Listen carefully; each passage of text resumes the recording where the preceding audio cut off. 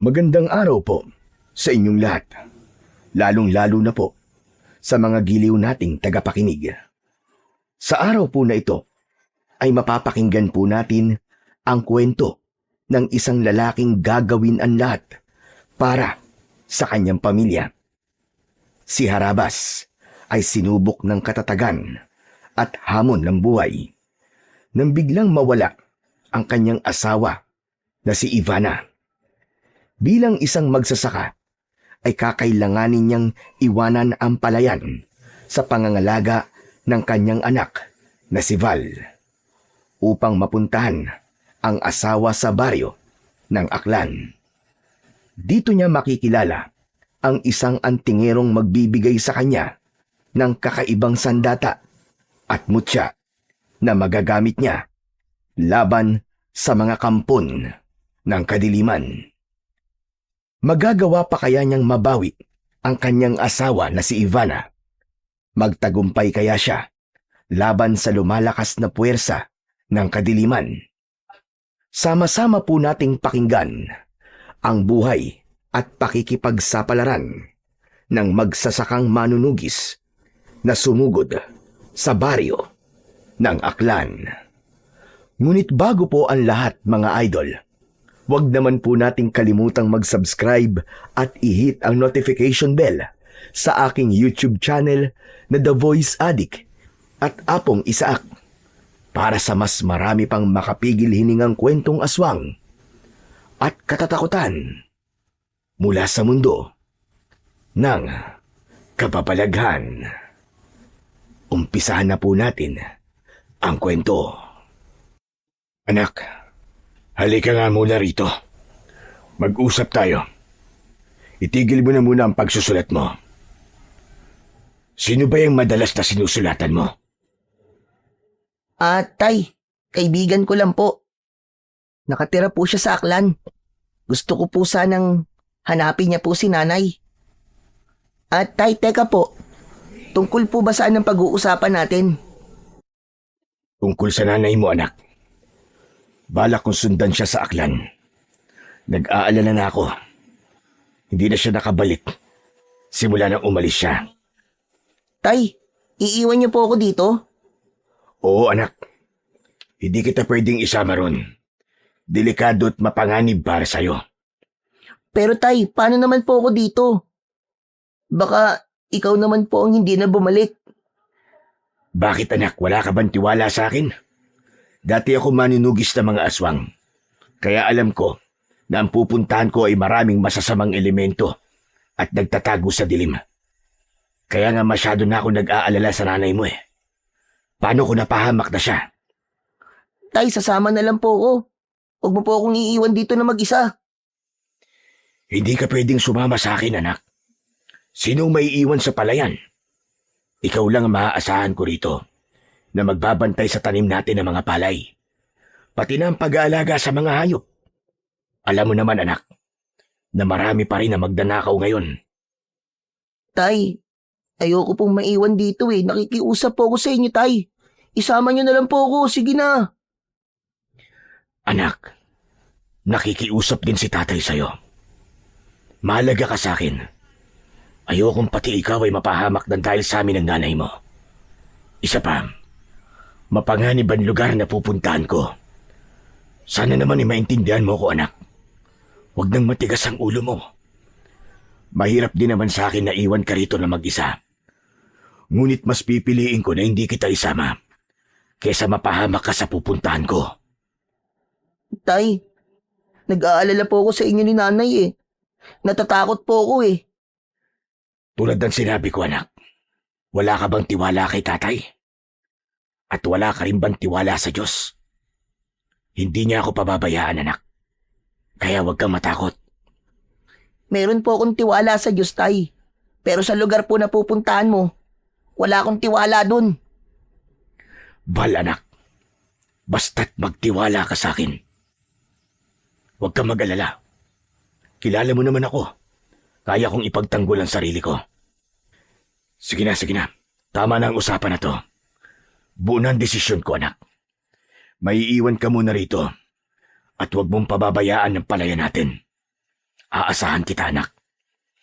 Tay, iiwan niyo po talaga ako rito? Hindi naman kita iiwan, anak eh. Babalik ako kagad at sa pag-uwi ko rito, pangako ko, kasama ko na ang nanay mo. Kaya huwag ka nang umiyak dyan. Walang mangyayaring masama sa amin ng nanay mo. Parang pinipiga ang puso ng may 40 taong gulang na si Harabas. Pinagmasdan niya ang mukha ng kanyang anak na si Val. Nakatungo ito at umiiyak habang ang luha ay pumapatak sa kulay dilaw na papel na madalas na pinagsusulatan ito. Palagi niyang nakikitang nagsusulat ang anak para sa kaibigan nito na nakatira sa Aklan. Dala ng awa ay mahigpit niyang niyakap ang kanyang anak na si Val. Mas lalong lumakas ang iyak nito. Kaya hindi siya umalis sa tabi nito hanggat hindi ito tumitigil sa pag-iyak. Isang malalim na buntong hininga ang pinakawalan ni Harabas habang nakatanaw sa labas ng bintana. Isang magsasaka si Harabas sa baryo ng Padan Antique. Tinalikuran niya ang pagiging manunugis ng mga aswang magmula nang makilala niya ang kanyang asawa na si Ivana. Nagtanan lamang sila noon mula Aklan hanggang Antique. Ngunit nang mabalitaan ng kanyang asawa na namatay na ang ina nito, ay sinundo ito ng isang lalaking hindi niya nakita kung sino. Ival lamang ang nakausap ng lalaki para ipagpaalam ang kanyang asawa na si Ivana. Dahil ng mga oras na yon ay nasa palayan siya. 2 linggo nang hindi umuuwi si Ivana sa kanila. Kilala niya ang asawa. Hindi ito nakakatagal nang hindi sila kasama. Kaya mas lalo siyang nag-alala. Hindi niya alam kung magkikita ba silang dalawa ni Ivana. Pagkatapos nilang mag-usap na mag-ama, wala silang imika ni Val nang pumasok sila sa kanilang kwarto. Dala ng malalim na pag-iisip, hindi na malaya ni Harabas na nakatulog na pala siya at sikat na ang araw nang siya ay magising. Tay, gising na po. Nagandaan na po ako ng almusal natin. Iminulat ni Harabas ang kanyang mga mata at iginala ang kanyang paningin sa loob ng kanyang kwarto. Itinukod niya ang 2 niyang kamay at bumangon sa kanyang higaan na gawa sa kawayan. Bago inalis ang kumot na alam naman niyang hindi siya ang may gawa. Madalas siyang nagigising ng ganon na may kumot sa katawan. Natitiyak niyang ang anak ang may gawa nun at gabi-gabi itong pumapasok sa kanyang silid para lamang kumutan siya. Kaya't napapangiti siya sa sobrang kaligayahan dahil nagkaroon siya ng maasikaso at mapagmahal na anak. Pagkatapos niyang matanggal ang kumot, ay bumaba na siya sa kanyang katre. Naglakad siya palapit sa pintuan. Nakita niyang naghahanda ng tubig si Val. Umuusok ang kanin at piniritong tuyo na isda. May kape na rin sa tabi ng upuan niya. Nag-angat ito ng muka mula sa pagkakayuko at nakangiting sumulyap sa kanya. Ngunit hindi maitatago sa mga mata nito ang lungkot dahil ngayon ang alis niya para iwanan si Val. Tay, kain na po. Para po hindi ka po magutom sa biyahe. 1 oras din po ang biyahe niyo papuntang Aklan eh. Salamat, anak ha. Hindi naman ako magtatagal doon. Susunduin ko lang ang nanay mo. Saka mga ibiniling ko sa iyo ha. Huwag mong kalilimutan. Magsarado ka ng mabuti ng pinto. Huwag mo rin kalilimutang gumamit ng ilaw na gasera para maliwanagan ang bahay sa gabi. Ang sarili mong itak, palagi mong itatabi sa higaan mo. Huwag kang matatakot kapag alam mong nasa tama ka. Alam kong kaya mong ipagtanggol ang sarili mo laban sa mga masasamang tao na magdanakaw sa mga alaga nating mga hayop. Opo tay, mag-iingat ka rin po ah. Hihintayin ko rin po ang pagbabalik niyo ni nanay. Oo naman anak, makakauwi kami ng ligtas ng nanay mo. Sige na, maupo ka na at sabay na tayong kumain. Siya nga pala, huwag mong kalilimutang lagyan ng abono ang mga palay natin ha. Dapat, malagyan na ang mga yun habang mainit pa ang panahon. Opo, Tay. Hindi ko po kalilimutan. Tumabi sa kanya ang anak na si Val at nagsandok ng pagkain sa lusa nitong plato. Isang uri yun ng plato na gawa sa aluminum. Wala na silang imikan hanggang sa matapos silang kumain. Naiwan si Val na naghuhugas ng kanilang pinagkainan. Habang si Harabas naman ay muling pumasok sa loob ng kanyang silid para maghanda naman ng ilang damit at gamit na madadala niya sa baryo ng Aklan. Panay ang buntong hininga niya habang nagtitiklop ng mga damit. Inilalagay niya yun sa kulay itim na bag. Yun ang kauna-unahang pagkakataon na iiwan niya ang kanyang anak. Kaya mabigat sa kanyang dibdib ang gagawin niyang pag-alis. Pakiramdam niya ay may tinik na nakaharang sa kanyang lalamunan, habang ang naririnig niya ay ang malakas na tibok ng kanyang puso at ingay ng lusang plato na hinuhugasan ni Val. Pati na ang pagsalok ng tubig ng anak mula sa tapayan ay parang nakadagdag sa bigat na nararamdaman niya sa kanyang dibdib. Lalo na nang magsimula siyang magpalit ng damit at buhatin ang gamit at isinakbit niya sa kanyang balikat. Parang ayaw niyang tignan si Val ng mga sandaling yun. O paano anak? Aalis na ako ha. Ang mga biling ko ha. Nag-iwan ako ng pera sa aparador ko. Gamitin mo kapag meron kang gustong bilhin. Opo, Tay. Tay, mag-iingat ka po sa pupuntahan mo, ah. Hindi siya sinulya pa ni Val. Tuloy pa rin ang paghuhugas nito ng pinggan at ng mga baso. Isang malalim na buntong hininga ang pinakawalan niya. Hindi niya natiis ang anak at nilapitan niya ito. Mahigpit niya tong niyakap at napuna niyang marami ng luha ang umaagos sa pisngi ng anak. Anak, gagawin ko to para sa nanay mo. Kaya kailangan mo magpakatatag. May tiwala ako sa iyo, anak. Kaya natin to. Nang bumitiw sa pagkakayakap si Val kay Harabas, ay tinitigan niya ito sa mga mata at pilit na pinalalakas ang loob nito. Maya-maya pa, ay nakita niyang tumango ang kanyang anak bilang tanda ng pagpayag nitong umalis siya. Ginulo niya ang buhok ng kanyang anak sa katuluyang nagpaalam dito.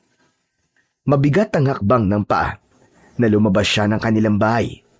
Diretso ang lakad na tinahakandaan papunta sa tabi ng mabatong kalsada. Yun ang tamang oras ng pagdaan ng biyahe papunta sa Aklan. Isang jeep lang din ang bumabiyahe sa baryo nila na kapag naiwan ang sasakyan ay kakailanganin na maghintay na naman ng kinabukasan. Pagkalipas ng ilang minuto ay nakarating na siya sa gilid ng kalsada.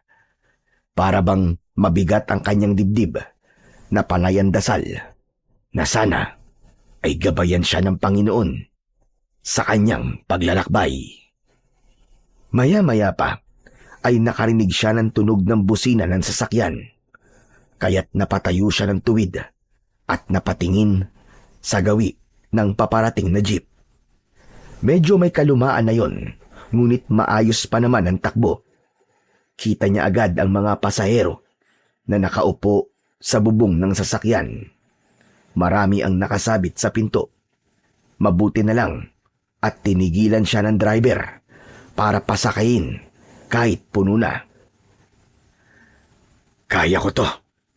Isang oras lang naman ako makikipagsiksikan sa mga pasahero eh. Nakipagsiksikan si Harabas sa loob ng sasakyan at nakatanaw sa labas ng bintana. Parang gusto niya nang sumuko, ngunit mas nanaig ang kagustuhan niyang makasama ang asawa at mabuo ang kanyang pamilya. Pagkalipas ng kalahating oras na biyahe, dumaan na sila sa pinakaliblib na baryo ng hangganan ng Aklan at Antique. Meron silang mga ilang bangin na nadaanan at walang isang bahay na nakatayo. Maya-maya pa ay merong sumakay na matandang lalaki. May hawak yung baston na ginagamit sa paglalakad. Sa kabutiang loob ng isang lalaking nakaupo ay tumayo ito at pinaupo ang matanda, habang si Harabas naman ang umalalay sa matandang lalaki na naglalakad papalapit sa upuan. Tinitigan siya nitong mabuti sa muka. Pagkatapos ay naupo sa katapat ng kanyang kinatatayuan, habang ang lalaking umalis kanina ay tumabi na rin sa kanyang tayo.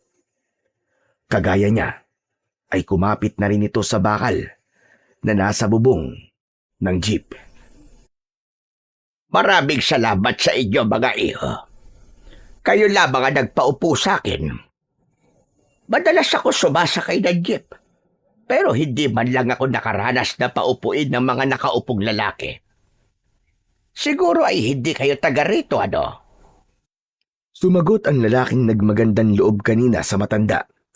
Sinabi nito na yun ang natutunan nito sa kinagisnang mga magulang.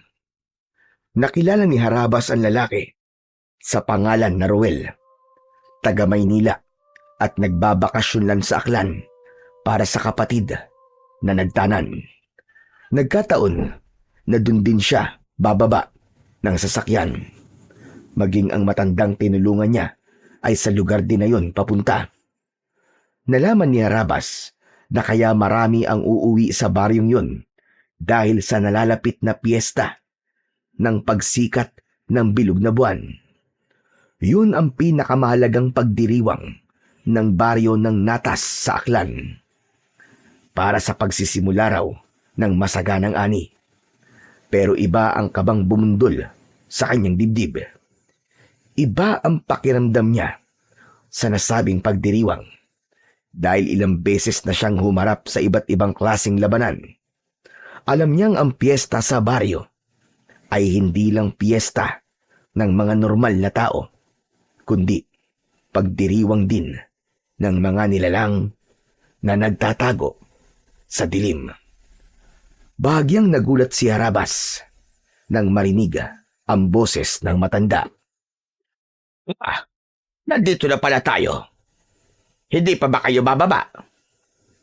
Sinulyapan ni Harabas ang hinintuan ng mga sasakyan, kaya't bahagya siyang nagtaka dahil mabilis silang nakarating sa baryong pupuntahan niya. Maya-maya pa ay naramdaman ni Harabas na kasunod na niya ang matanda sa pagbaba ng sasakyan, kasama ang lalaking si Ruel. Pagbaba nito ng jeep, ay umalis kagad ito at sumakay naman ng kalesa para ihatid sa lugar na pupuntahan ito. Kaya naman, magpapaalam na rin sana si Harabas sa matanda nang bigla itong natumba sa tabi niya. Nagkagulo ang mga tao nang makitang nawalan ng malay ang matanda. Binuhat niya ito at dinala sa mahabang bangko na gawa sa tabla. Inihiga niya ito at pinaypayan gamit ang kanyang kamay. Marami ang nag-alok ng tulong, pati na ang mga gamot, para sa agad na pagbabalik ng malay ng matandang lalaki. Malamig ang katawan nito dahil sa pawis. Hindi niya ito iniwan at kinalong ang ulo nito habang banayad ang paghinga.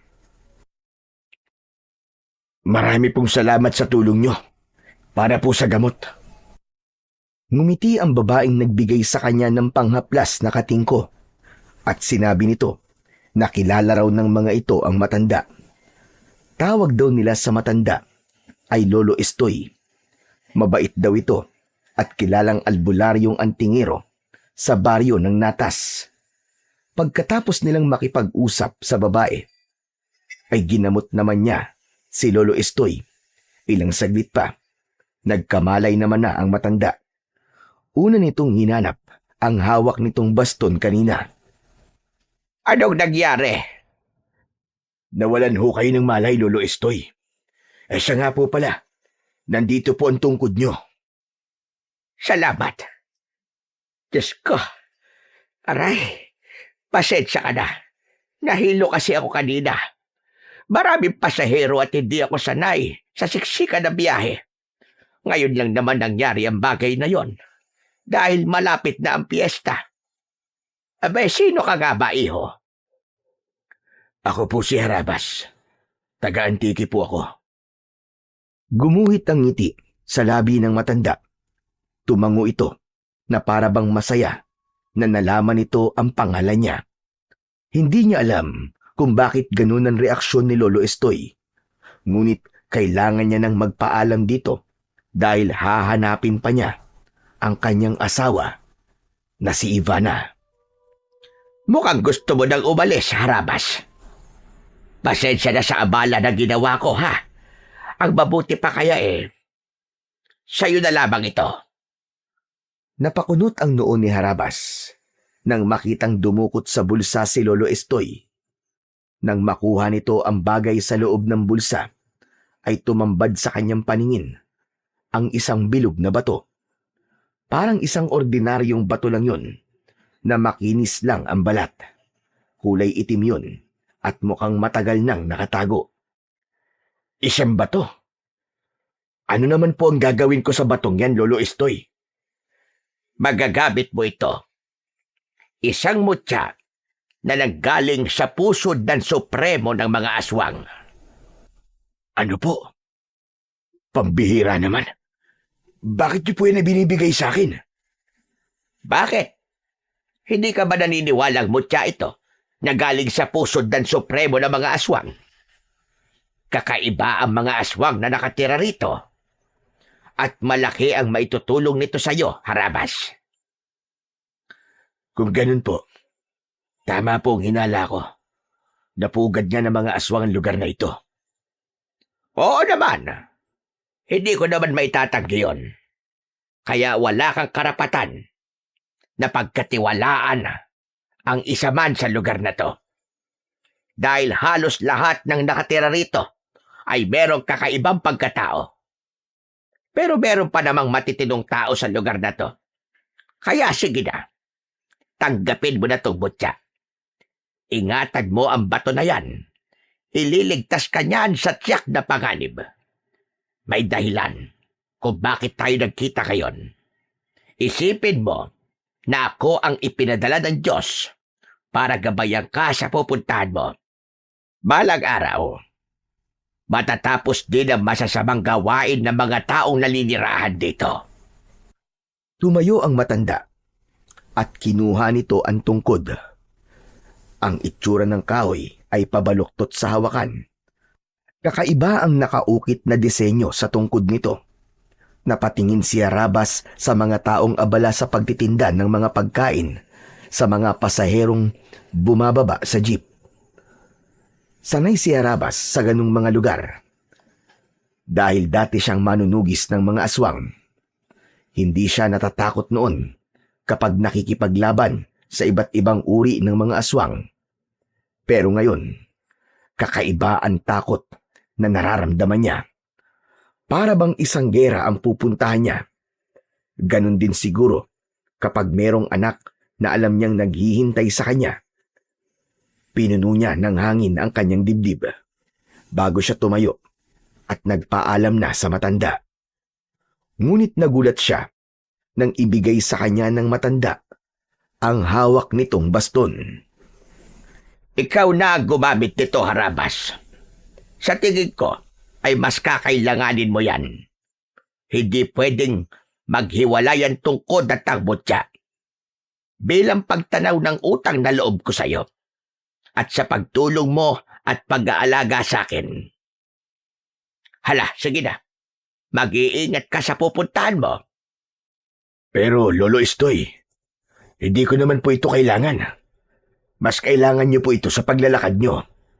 Nagkakabali ka, Harabas. Higit na mas kailangan mo yan. At kahit na anong mangyari, palagi mo yung dadalhin kahit saan ka magpunta. At ang bato na ibinigay ko sa'yo, palagi mo lang yang ilalagay sa bulsa mo. Hindi pa ito ang huli natin pagkikita. Muli tayong magkakasama at magkakausap. Mag-iingat ka sa pupuntahan mo. Pero hindi ko po ito matatanggap. Mahihirapan ka pong maglakad ng wala ang baston. Kaya kong maglakad ng wala ang baston. Isa pa, hindi lang yan basta baston, Harabas. Kapag iniikot mo ang hawakan yan, lalabas ang patalim sa loob. Magagamit mo ang talim sa oras na malagay ka sa panganib. Sinasabi ko to sa'yo dahil gusto ko palagi kang maging alerto sa lahat ng oras. Ano po bang klaseng baston ito? Isang uri ng baston na kung tawagin ay pastol-baston. Matagal na panahon nang nagamit yan laban sa masasamang elemento ng kadiliman. Ginamit din yan sa pagpapastol ng mga tupa, usa at baka. Pero ngayon, gagamitin mo yan sa pagpapastol ng mga aswang. Hindi para pakainin, kundi para palayasin sa baryong ito, o di kaya naman para tuluyang patahimikin. Ikaw ang inaasahan kong makakagawa doon. Pero hindi po yun ang totoong dahilan kung bakit ako nandito. Naparito po ako dahil sa asawa ko si Ivana. 2 linggo na po siyang nawawala. At ilang beses na rin kaming nagpadala ng sulat ng anak ko sa lugar na pinuntahan niya. Pero ni isang sagot ay wala pong nakarating sa amin. Kung tutusin po, marami nang pwedeng mangyari sa loob ng 2 linggo. Pero umaasa pa rin ako na sana ay walang nangyaring masama sa asawa ko. Kung nagpunta nga siya rito, natitiyak kong buhay pa siya. Pero kung naganap na ang piyesta, malamang wala na siya at hindi mo na siya mababawi pa. Ano pong ibig niyong sabihin, Lolo Estoy? Maraming kultura ang umiiral sa lugar na ito. At ang pinakasikat ay ang kulturang itim na kayang magparami ng kanilang kampon. Sa madaling salita, naghahanap sila ng mga babaeng pagtataniman nila ng mga binhi. Alam mo na kung anong ibig kong sabihin. Hindi pa naman huli ang pagdating mo. Dahil 5 araw mula ngayon ay magaganap pa lang ang pagbilog ng kulay pulang buwan. Kaya nga sinasabi ko sa'yo na ang mga bagay na ibinigay ko sa'yo ay ingatan mong mabuti. Sige po, Lolo Estoy. Iingatan ko po ito. Sige ho. Kailangan ko na po palang magmadali. Ikaw ang bahala. Basta hindi ako nagkulang ng paalala sa'yo. Mas makabubuting magpanggap ka na wala kang alam sa lugar na to. Panindigan mo na ikaw ay isang dayo at gusto lang mamiesta. Para sa kaligtasan mo. Tandaan mo, malalakas ang pakiramdam ng mga aswang. Aalalahanin ko po lahat ng sinabi niyo, Lolo Estoy. Kung kaya mo magpanggap na pilay, gawin mo para hindi mahiwalay sa iyo ang baston. Pati na ang batong hawak mo. Sige na, aalis na rin ako. Kailangan natin maghiwalay ng landas dahil baka mahalata nilang tinutulungan kita. Saka nagsimulang maglakad ang matanda papalayo sa kanya. Kagaya ng sinabi ng matanda, ay nagpanggap si Harabas na pilay. Nakatanaw siya sa papalayong si Lolo Estoy. Sa kanya inilinga ang kanyang paningin sa paligid. Nakita niya ang kadarating lang na kalesa na maghahatid sa kanya sa bahay ng asawa. Kinausap niya ang kutsero, isang matandang lalaki na may suot na salakot ang kanyang nakitang may hawak sa tali ng kabayo. Pagkatapos niyang ipakita sa lalaki ang address na nakasulat sa papel, ay sumampa na ito sa unahan ng kalesa. Bago siya sumampa at pumasok na rin sa loob ng kalesa.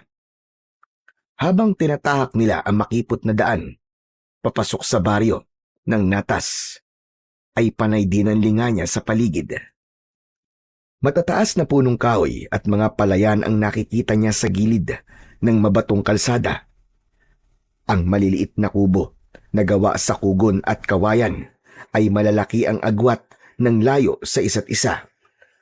Tila tahimik at ang tanging maririnig na ingay ay ang yabag ng paa ng kabayo at malakas na huni ng mga ibon na nakadapo sa sanga ng mga puno. Pagkalipas ng isang oras na paglalakbay sakay ng kalesa, ay narating nila ang malaking bahay na gawa sa tabla at anahaw. Malawak ang bakuran. Maraming alagang manok na malayang nakakagala sa loob ng bakuran. Merong mga aso sa labas na panayan tahol habang nakatingin sa kanya. Napansin niya ang isang lalaking nagsisibak ng kahoy. May hawak na palakol at walang suot na damit pang itaas. Merong panyo sa leeg at butil-butil ang pawis na makikita sa noo nito.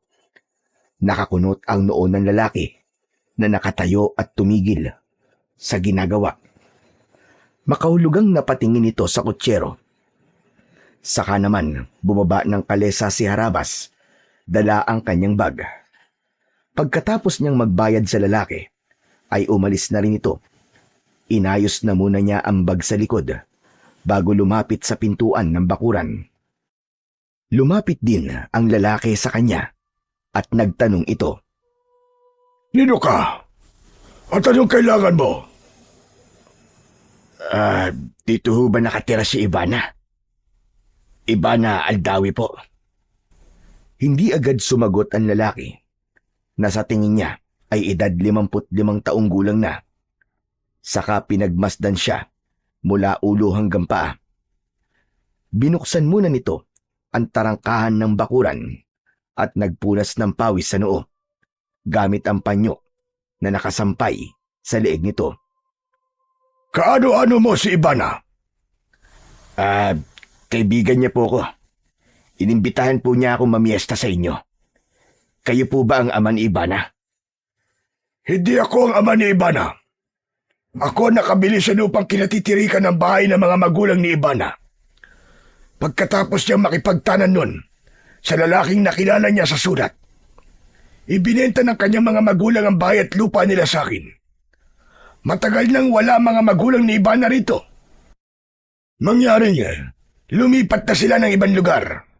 Ang nakatira na rito ay kaming mag-asawa kasama ang aming anak na si Tongtong Sahor. Nako, paano po yan? Wala pa naman akong ibang matutuluyan dito. Wala po akong ibang kakilala rito. Hindi po kasi nabanggit sa akin ni Ivana na wala ng kanyang mga magulang sa dati nilang bahay. Kailan mo pa ba siya nakausap? Baka nahuli lang ang dating ng sulat niya. Kung gusto mo, meron kaming isang kwarto na pinapaupahan. Sinadya naming magpagawa ng kwartong upahan para sa nalalapit na piyesta. Marami kasing dumadayong mga tao rito para mamiesta. Yun naman kung gusto mo lang. Wala naman po akong magagawa. Wala talaga akong matutuluyan dito . Sige po, ako na lang po ang uupa sa silid nyo. Magkano naman po ang babayaran ko kung sakali?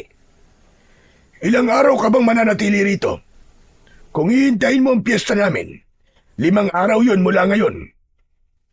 Hindi po ako sigurado kung gaano po ako katagal na mananatili rito. Balak ko po sanang hanapin si Ivana kung saan siya nakatira ngayon. Ikaw ang bahala. Hindi ko naman nabalitaan na umalis siya ng baryo. Baka lumipat lang ng bayo di kaya tumira sa bahay ng lolo niya.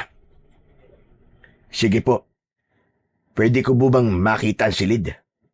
Hindi na rin po ako makakagala dahil malapit na pong dumilim ang paligid at baka maligaw pa po ako kung mag-isa ako maghahanap sa kanya. Hayaan mo at pagdating ng anak ko ay pasasamahan kita sa bayan. Hindi ko kasi alam kung saan lumipat ng bahay ang pamilya ni Ivana. Matagal nang bakante ang bahay na to. Siguro mga nasa 10 taon na rin ang lumipas. Tapos nung nakaraan na linggo lang, lumipat kami rito.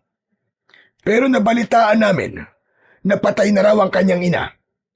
Hindi naman kami nakikipag-usap sa mga yon dahil abala na rin kami sa nalalapit na piyesta. Kaya hindi namin natanong sa nagatid ng balita kung saan sila nakatira. Ganun po ba? Sige po, tara na. Gusto ko na pong makita ang silid. Natigilan ang lalaki nang mapansin nito ang baston na hawak ni Harabas, pati na ang paraan niya ng paglalakad. Kasama yon sa sinabi ni Lolo Estoy para hindi malayo sa kanya ang baston pastol. Ang ganda naman ng baston mo. Hindi ko alam na may kapansanan ka pala. Mahihirapan ka nga maghanap sa bahay ni Ibana kung ganyan ang kalagayan mo. Dapat meron kang kasama kahit papano. Habang naglalakad, ay walang tigil sa pag-uusap ang dalawa. Inilalayan siya nito sa kaliwa niyang kamay, papasok sa loob ng bahay nito. Wala na po akong pamilya. Meron po akong asawa at anak. Iniwan ko po sa Padan. Taga-Antiki po ko. Malapit lang pala. 1 oras lang ang biyahe nun papunta sa lugar na to. Mukhang mahalaga nga ang sadya mo kay Ibana. Maya-maya pa ay tumigil ito sa paglalakad at itinuro sa kanya ang nakasaradong pintuan ng silid. Napansin niya ang isang babae na sa tingin niya ay edad 50 taong gulang. Lumapit ito sa kausap niyang lalaki at nalaman niyang Bartolo pala ang pangalan ng kanyang kausap. Malambing ang babae at nakangiting nakatingin sa kanya. Sinabi ng babae na nakilala niya sa pangalang Aling Tanya ay siya raw ang kauna-unahang uupa sa silid. Huwag kang mahiya rito. Pwede namang magbayad ka sa araw ng pag-alis mo dahil baka makita mo kagad ang bahay ni Ibana ay makakalipat ka kagad ng matutuluyan at hindi mo babayaran ng 5 araw na ilalagi mo sa kwartong yan. Kayo po ang bahala at marami pong salamat sa pagpapatuloy niyo sa akin dito. Walang anuman. O siya, sige na. Magpahinga ka na muna at mukhang pagod ka sa biyahe. Isasakop na kita sa isasaing na bigas ng asawa ko para mamayang gabi. Isipin mo na lang na bisita ka namin dito. Kaya huwag kang mahihiya. Isipin mong bahay mo to. Marami pong salamat sa kabutihan niyo, Mang Bartolo.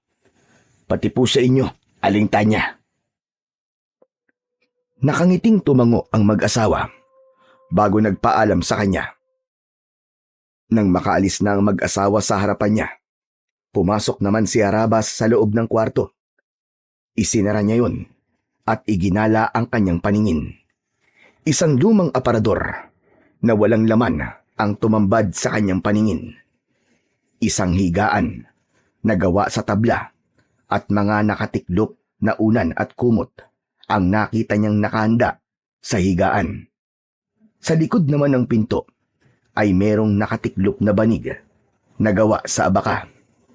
Nakahilera ang walis tambo para sa sahig na gawa sa tabla. Makinis ang sahig at halatang nilagyan ng floor wax na pinakintab naman ng lampasong nyog. Makaluma ang estilo ng sahig at parang talagang nasa sinauna siyang panahon.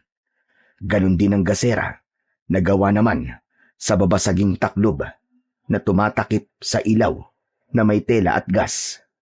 May hawakan yun na gawa sa alambre na ginamit naman para maisabit ito sa dingding na malapit sa bintana. Lumapit siya sa nakabukas na bintana at tanaw niya mula roon ang kakahuyan na maginhawa sa kanyang paningin. Merong ilang mga banderitas ang nakasabit sa gilid ng natatanaw niyang kalsada na papunta sa bayan ng Natas. Isang malalim na buntong hininga ang pinakawalan niya bago niya inilapag ang kanyang bag sa sahig na katre, saka naupo at nahiga. Napatitig siya sa bubong ng kanyang silid. May kalumaan na rin yun ngunit wala namang butas. Biglang sumagi sa kanyang isip ang iniwan niyang anak sa padan. Nag-aalala siya at nakukonsensya sa kanyang ginawa. Kaya kailangan niyang mahanap kagad ang asawang si Ivana para makabalik siya kagad sa piling ng kanyang anak na si Val. Bumangon siya at kinuha ang mga gamit. Kinuha niya sa bulsa ang bato. Pinagmasdan niya ang bagay na yon. Habang hawak niya yon, ay bigla niyang naramdaman ang pag-iinit ng bato. Saktong pagkatok sa labas ng kanyang silid, narinig niya ang boses ni Mang Bartolo. Harabas! Pwede ba akong pumasok? Mabilis na itinago sa bulsa ni Harabas ang bato. Saka nilapitan ang nakasaradong pintuan. Pagbukas niya, ay nakita niyang may dala si Mang Bartolo ng isang tasang kape at platito na may laman na nilagang saging na saba. Kumain ka muna. Habang hindi pa nakakaluto ng hapunan si Tanya. Baka nagugutom ka na. Naku, maraming salamat po sa merienda. Walang anuman. Sige na. At nang makapagpahinga ka na, saka na lamang kita tatawagin kapag kakain na. Para pagdating ni Tungtong Saur, ay ipapakilala na rin kita sa kanya. Matutulungan kanyang mahanap si Ivana. Maraming salamat po talaga sa tulong niyo, Mang Bartolo. Saka lang kinuha ni Harabas ang platito na hawak ni Mang Bartolo. Lumapat sa kanyang mga kamay ang mainit na tasa ng kape at saging. Kaya si Mang Bartolo na ang nagsarado ng pinto. Ipinatong niya ang kape at nilagang saging sa ibabaw ng lamesa bago niya muling dinukot ang bato na kanina pang umiinit sa loob ng kanyang bulsa. Gulat na gulat siya sa itsura ng bato. Ang kulay itim na bato ay naging kulay pula. Naglalagablab ang itsura na merong katamtaman na init. Diyos ko, ang mutya. Paano nagkaganito ang kulay ng bato? Ano kaya ang ibig sabihin ng pagbabago ng kulay ng bato? Ganito kaya ang mutya? Maraming katanungan ang nabuo sa isip ni Harabas. Habang nakaangat ang kanyang kamay, ay sinisipat ang itsura ng hawak niyang bato. Hindi naman masyadong mainit ang bato, kaya lang ay nagtataka siya sa itsura ng mutya. Hindi sinasadyang nabitiwan niya ang bato at pumatak yun sa nilagang saging. Nanlalaki ang mga mata nang makita ang kulay itim na usok na lumabas mula sa saging. Napaatras siya ng upo habang hindi inaalis ang paningin sa platito. Napalunok siya ng laway at nagtataka sa nakikitang itsura ng pagkain. Sandali. Ano nangyayari? Bakit nagbago ang kulay ng nilagang saging nang bagsakan ito ng mutya? Nanginginig ang kamay ni Harabas nang damputin niya ang bato sa platito. Nagbalik sa dating kulay ang bato na kulay itim. Kaya naman, nang mahawakan niya ang bato, ay sinubukan niyang bitiwan ng mutya sa tapat naman ng tasa ng kape. Tumunog ang tasa nang lumapat ang bato sa loob nito. Mas lalong nanlaki ang mga mata ni Harabas nang unti-unting nagbago ang kulay ng kape. Naging isang malapot na kulay pulang likido ang kape. Bumundol ang kaba sa kanyang dibdib at nagpasalamat sa matandang nagbigay sa kanya ng mutya. Dahil sa kauna-unahang pagkakataon, ay iniligtas siya ng mutya. Merong kakaiba sa pagkain ko. Tama si Lolo Estoy. Hindi nga dapat ako magtiwala sa kanila.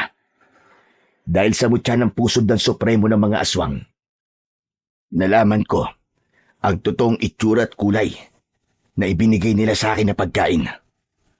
Nahulog na pala ako sa patibong nila at muntik ko nang kagatin ang kanilang pain. Pues, hindi kayo magtatagumpay. Ako pa ang kinalaban nyo. Bumakas ang galit sa mga mata ni Harabas. Mas lalong lumakas ang kutob niyang hindi totoong wala na ang kanyang asawa sa lugar na yon. Hindi lang niya alam kung saan niya hahanapin si Ivana. Mabilis na tumayo si Harabas at kinuha ang platito.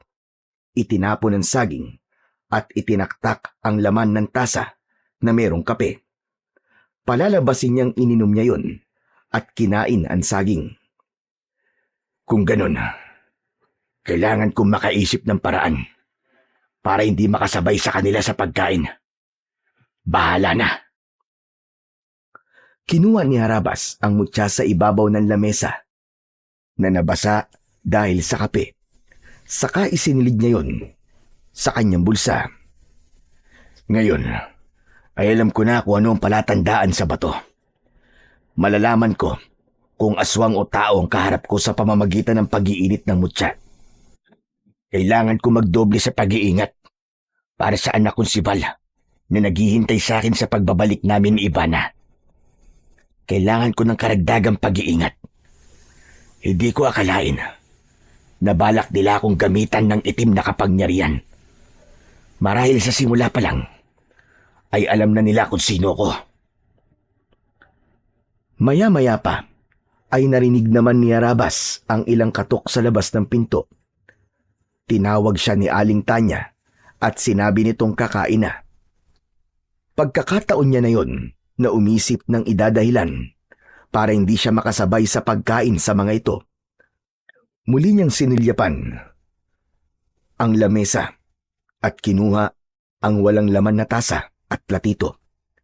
Nagtungo siya sa pinto at binuksan yun, habang ang kabang nararamdaman sa dibdib ay mahahalata sa nanginginig niyang kamay. Pilit siyang nagpakatatag. Kalmado siyang humarap sa babae.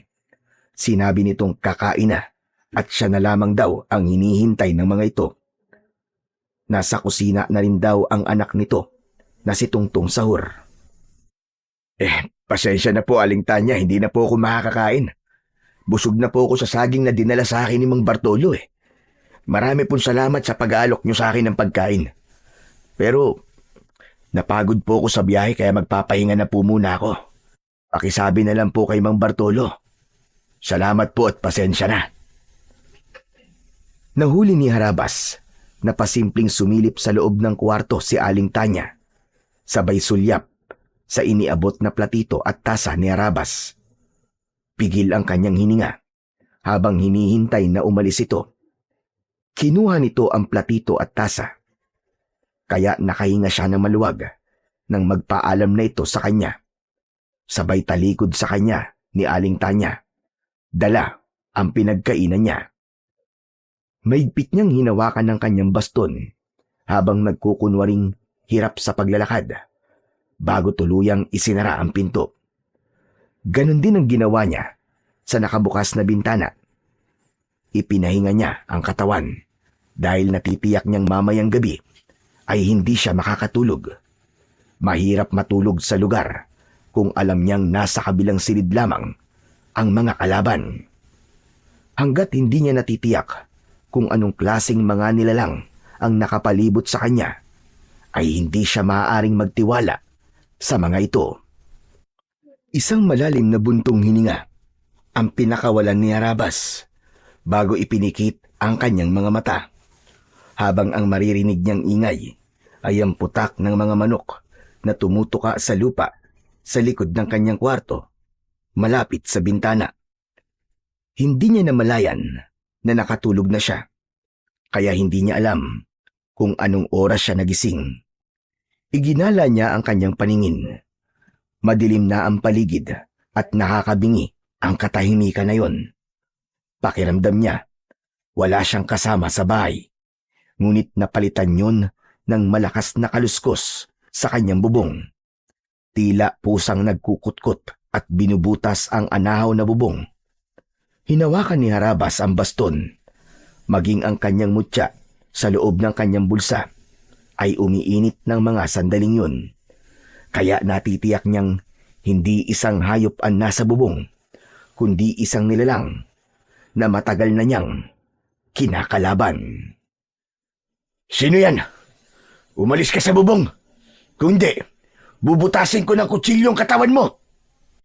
Taglit na tumigil ang kaluskos sa itaas ng bubong at lumipat yon sa kanyang dingding sa nakasaradong bintana na gawa sa sawaling kawayan. Mahigpit pa rin ang pagkakakapit niya sa kanyang baston habang hindi inaalis ang paningin sa pinagmumula ng ingay. Kahit hindi niya nakikita ang nilalang na yon, alam niyang matulis na kuko ang gamit nito sa pagkaskas ng bagay na yon sa kanyang dingding. Hindi nagpahalata si Harabas sa nararamdaman niyang takot. Matapang niyang binuksan ang bintana.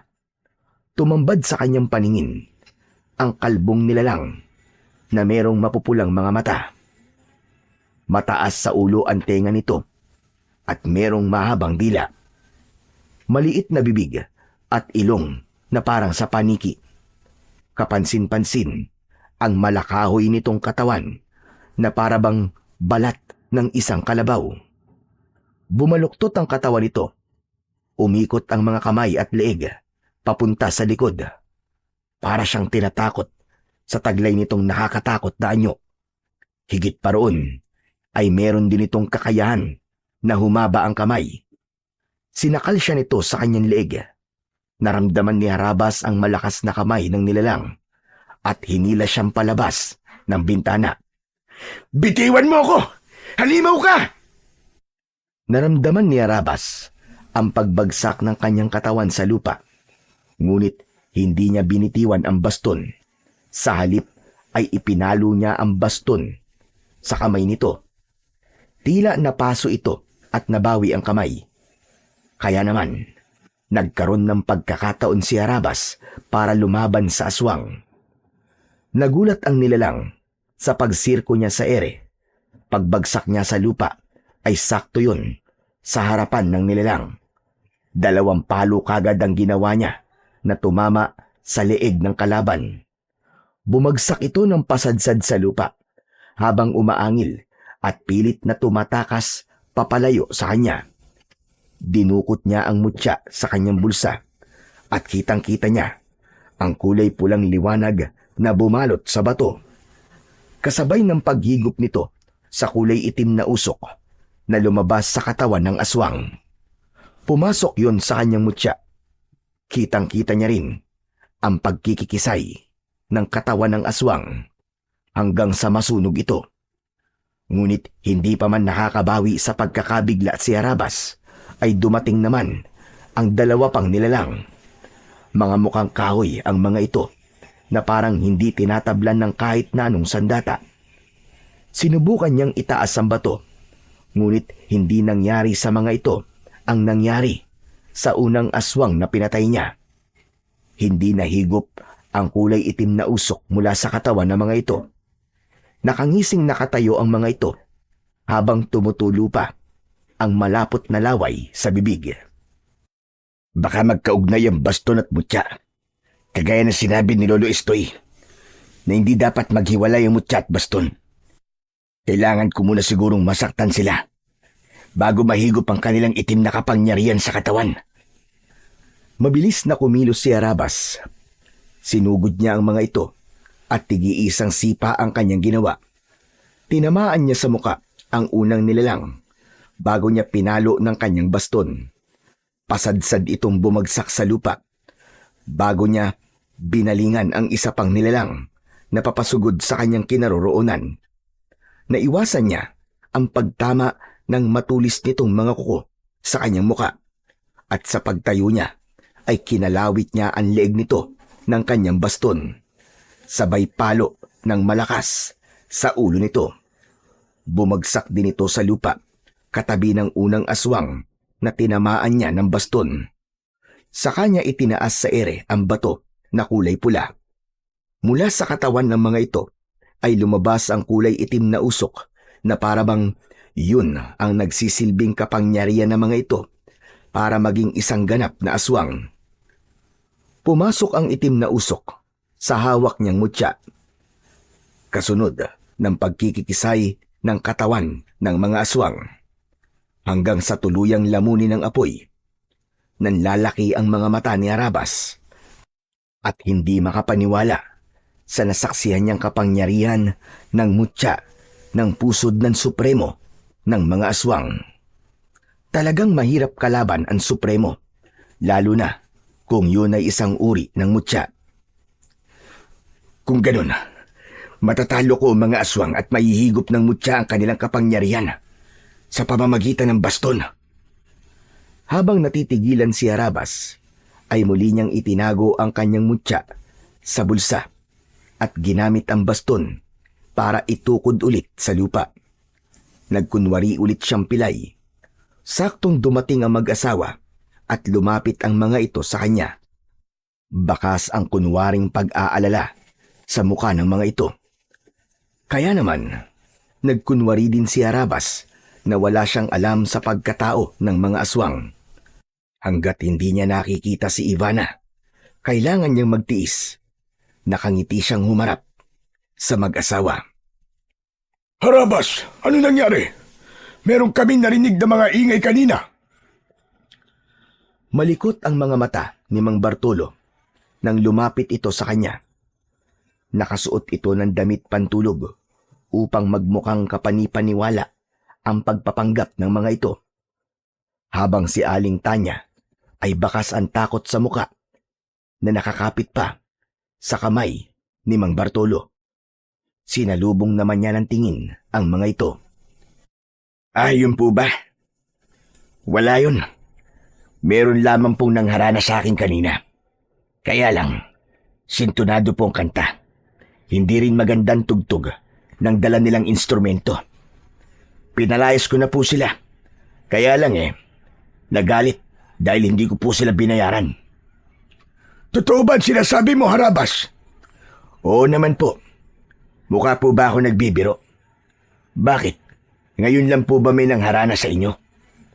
Oo Pasensya ka na kung naistorbo yata ang tulog mo. Naku, hindi ho. Natuwa pa nga po ako sa kanila kaya lumabas ako ng bahay. Hindi nga lang po ako dumaan sa pinto. Mapagbiro ka pala, Harabas. Sige na, wala naman palang nangyaring masama sa'yo. Ang mabuti pa ay pumasok na tayo sa loob ng bahay. Mabuti pa nga po. At malamig pala rito sa labas. Akma na sanang susunod sa paglalakad papasok sa bahay si Harabas nang makita niya ang nakatayong pamilyar na babae. Nakabistida ito at seryoso ang muka na nakatingin sa kanya. Bumilis ang tibok ng kanyang puso. Hindi siya maaaring magkamali. Si Ivana, ang babaeng nakatayo sa harapan niya. Tulala ito at nakatingin lang sa kanya. Wala itong emosyon sa muka. Naluluwa ang kanyang mga mata. Nalalapitan sana ito. Ngunit humarang ang isang lalaki. Malaki ang katawan at moreno. Matapang ang mga mata at medyo matangkad sa kanya ng konti. Bakit pare? Kilala mo ba ang asawa ko? Tila merong libo-libong tinik na humarang sa lalamunan ni Harabas nang marinig niya ang sinabi ng lalaki. Kung hindi siya nagkakamali, marahil ito ang binatang anak ni Mang Bartolo at Aling Tanya. Nakuyom niya ang kaliwa niyang kamay, habang ang kanan naman niyang kamay ay humigpit ang pagkakakapit sa baston. Muli niyang sinulyapan ng kanyang asawa at hindi siya makapaniwalang hindi siya nito nakikilala. Tinatanong kita, may problema ba? Bakit nakatingin ka sa asawa ko? Wala. Nagulat kasi ako sa pagdating niya. Napakaganda pala ng asawa mo. Ikaw ba si Tungtung Sahur? Oo, ako nga. Bakit mo ako kilala? Nabanggit ka na sa akin ni Mang Bartolo. Anong pangalan ng asawa mo? Siya si Isabel. Siya ang pinakamamahal kong asawa na si Isabel. Sa pangalawang pagkakataon, ay parang gusto nang suntukin ni Harabas ang lalaki sa pagmumukha nito. Gusto niyang ipagsigawan na si Ivana ang babaeng tinutukoy nitong asawa. Hindi niya naiintindihan ang nangyayari, ngunit iisa lang ang natitiyak niya. Merong nangyaring kakaiba sa kanyang asawa, kaya hindi na ito nakabalik. Gusto niya itong yakapin, Pero pinigilan niya ang kanyang sarili. Kailangan niyang magtimpi ng galit dahil kapag nagkamali siya ng desisyon, buhay ng kanyang asawa ang magiging kapalit. Kailangan niya lang na umisip ng paraan kung paanong maitatakas si Ivana. Idagdag pa ang alalahanin niyang tila wala sa sarili ang kanyang asawa. Sige na, pumasok na tayo sa loob ng bahay. Masyado nang malalim ang gabi. Nang pumasok ang dalawa at nasa likod si Arabas, napigilan sariling hininga. Lalo na nang malaman niyang katabing silid lamang niya ang kwarto ng dalawa. Iniisip pa lang niya na hinahalikan ng ibang lalaki ang kanyang asawa ay parang gusto niya nang pumatay. Lalo na kung malapit lamang sa kanyang silid at sa ilang araw na nawala ang kanyang asawa ay maaaring meron nang nangyari sa mga ito. Sinamantala ng lalaki ang kahinaan ng kanyang asawa. Kulang na lang ay mabali sa kamay ni Harabas ang hawak niyang baston dahil sa labis na galit. Humarap sa kanya si Tungtong Sahur habang nakangiti. Ikinagagalak nga pala kitang makilala, Harabas. Nakilala ko na rin ang pangalan mo dahil kinananay at tatay.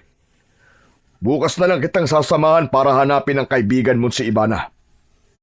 Bago ito tuluyang pumasok sa loob ng kwarto na hindi hinintay ang mga sasabihin niya, sumili pa ito sa pintuan habang nakaakbay kay Ivana na ngayon ay pinangalanan niyang Sabel.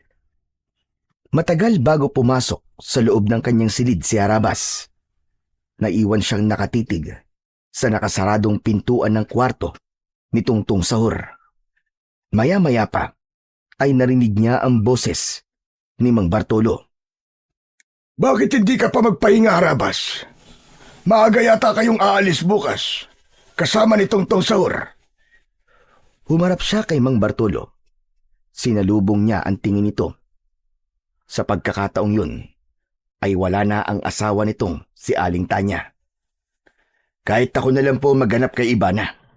Nakakahiya naman po, baka nakakaabala na po ako sa inyo. Naku, hindi ka naman nakakaabala sa amin, Harabas. Mabuti nga yun nang meron kang makakasama sa paghanap kay Ivana. Isa pa, ay hindi mo kabisado ang lugar na to. Ayos lang po ako, Mang Bartolo. Kaya ko na po mag-isa.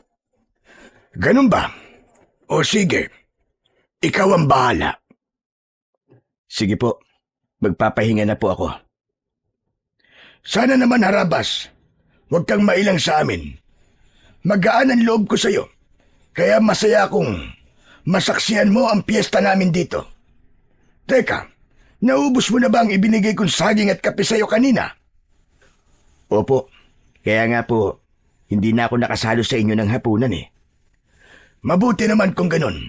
Sige na, at kailangan ko na rin matulog. Malalim na ang gabi. Napagod din ako sa pagsisibak ng kahoy kanina.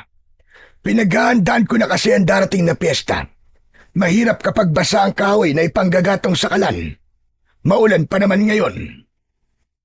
Nang makapagpaalam ang lalaki, ay tumalikod na ito sa kanya.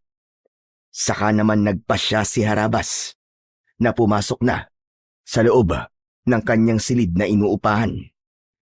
Napabuntong hininga siya habang nagpakawala ng malakas na suntok sa ere.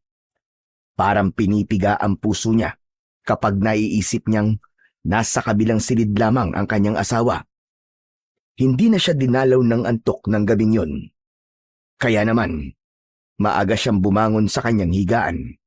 Agad siyang lumabas ng kanyang silid para makita ang kanyang asawa.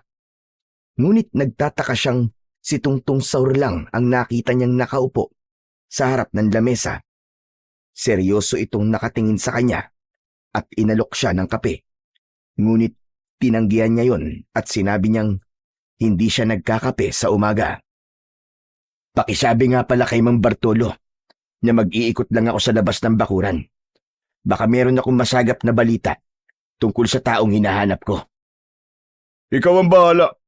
Basta wag kang lalayo sa bahay. Marami ang masasamang nilalang na nagkalat sa tabi-tabi. Baka matsyempuan ka. Nabanggit naman yata sa'yo ni tatay na ibang lugar na to kumpara sa lugar na pinanggalingan mo. Wala pa naman nababanggit sa akin si Mang Bartolo tungkol sa bagay na yan. Teka, sandali lang. Napansin kong marami pala kayong hinog na saging na saba. Sinundan ang tingin ni Tungtong Sahur ang tinitignan ni Harabas. Saka ito muling bumaling sa kanya habang nakangiti. Mas lalong nagngingit-ngit sa galit ang kalooban ni Harabas dahil sa patuloy na pagkukunwari ng kanyang kaharap. Kung siya lang ang masusunod at hindi mapapahamak ang asawa, ay matagal niya nang tinapos ang buhay ng mga ito. Kilala si Harabas na isang mabangis at malupit na manunugis ng mga aswang. Kaya nga, binansagan siyang si Harabas na ang ibig sabihin sa kanilang lugar ay malupit, mabangis at padalos-dalos magdesisyon. Ang ugali niya ay wala siyang pakialam sa mangyayari sa kinabukasan. Ngayon lang siya nagtimpi ng ganun para sa kanyang asawa na si Ivana. Hindi ka na nakapagsalita dyan. May problema ba? Ha? Wala. Ano nga ulit yun? Hindi ba't sinabi mo kanina na marami kaming saging na saba? Isa kasi ang prutas na yan sa ginagamit naming pansalubong sa mga bumibisita sa bahay namin. Biglang bumundol ang kaba sa dibdib ni Harabas. Sa isip niya ay alam na niyang kung ano ang bagay na ginagamit ng mga ito para makulong sa bitag ang kanilang mga biktima. Sigurado siyang ang nangyari sa kanya kahapon ay tangkana ng mga ito na gawin siyang aswang. Muli siyang sumagot kay Tungtong Sahur habang pilit na itinatago ang galit sa kanyang dibdib. Kaya pala, yan din ang prutas na niluto sa akin ni Mang Bartolo. Sige na, kailangan ko nang umalis. Babalik din ako kagad. Hindi na hinintay ni Harabas na sumagot sa kanya si Tungtong Sahur. Agad siyang naglakad palabas ng bahay. Malakas ang tibok ng kanyang puso nang tinahak niya ang daan papunta sa labas ng bakuran. Habang nagkukunwaring paika-ika sa paglalakad, saka lamang niya napansin na walang ibang bahay ang nakatayo roon. Tanging ang malawak na kakawyan ang nakikita niyang nasa gilid ng kalsada. Naglakad pa siya ng ilang metro at nang makita niya ang dalawang bahay ay saglit siyang nagpahinga. Meron yung tindahan at nagulat siya nang makita ang lalaking nakasabay niya sa jeep. Ruel? Ruel, ikaw ba yan? Aba, hindi ko alam na dito ka pala nakatira. Tumango ito bilang pagtugon sa tanong niya. Sinabi nitong sinundo nito ang kapatid na naglayas at sumama sa nobyo nito. Maayos naman daw ang biyanan ng kapatid nito, pero biglang nag-alala si Harabas nang mabanggit ni Ruel kung natikman na niya ang nilagang saging na saba. Ang ibig mong sabihin kumain ka ng saging? Sumagot si Ruel. Sinabi nitong bihira daw itong makatikim ng ganung pagkain dahil nasanay ito sa mga pagkain sa Maynila. Biglang napaunat sa pagkakaupo si Harabas nang tila napansin niyang namula ang mga mata ni Ruel. Nag-alala siya sa lalaki dahil natitiyak niyang nakakain na nga ito ng prutas na ginamitan ng itim na kapangyarihan. Hindi siya nakapagsalita at hindi makatingin sa mga mata nito. Naramdaman din niya ang pag-iinit ng kanyang mutya sa bulsa. Nalulungkot siyang nabiktima na ng itim na kapangyarihan ng mga aswang ang lalaking nagpakita ng kabutihan kay Lolo Estoy. Maya-maya pa ay narinig niya na nagtanong ito tungkol sa nangyari sa paa niya. Natatandaan niyang alam nito na hindi siya totoong pilay, kaya umisip siya ng paraan kung paano niya mapapanindigan ang pagkukunwari niya. Naaksidente ako sa kalesa nang magkahiwalay tayo sa sasakyan at ibinigay sa akin ni Lolo Estoy ang basto na to. Yung matandang tinulungan mo.